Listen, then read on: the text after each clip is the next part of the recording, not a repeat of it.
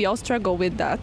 And most of all here, compared to other places I've been in Canada. There's bad news all around for Quebecers, as recent data from the Consumer Price Index shows the province suffered the highest inflation rate in Canada in January, with an overall increase of 3% compared to 2.3% increase for the country as a whole. The main culprit, the high price of coffee and restaurant meals. All the thing is upper, and at my work, just the breakfast is $3 more than before. As a student, I always also struggle paying for food and clothes.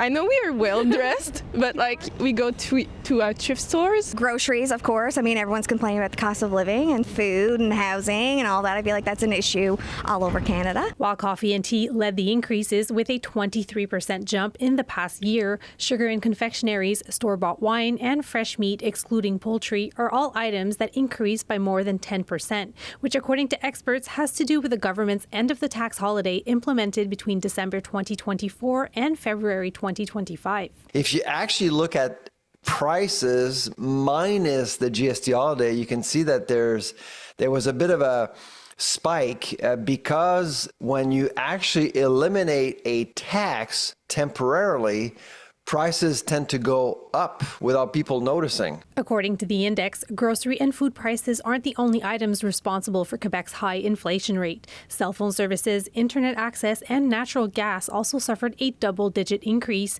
and rent in the province also rose by 9%, forcing Quebecers to adjust their way of life. I checked the price, and before I didn't check the price. Now, yes. We are self-employed. We are in business, so we work harder to compensate. And then there are things that we do to pay more attention than before. That's all in terms of going out and eating. There was a time where I had to find another job or work more hours. What's happening essentially is that because of a higher cost of living in Quebec and elsewhere, people are showing up at the grocery store with less money. And that's why we're not only talking about food insecurity now, but we're actually talking about nutritional insecurity. And while Charlebois talks of a potential decrease in prices for chocolate and coffee, which has already started to decrease despite its high cost, he warns that recent developments in geopolitics across the world may once again increase energy prices. Because of what's going on right now with Iran, we're certainly concerned about fuel costs. And that could actually make prices even higher over the next several months. So we're keeping a close eye on what's happening right now. In Montreal, Corinne Boyer, City News.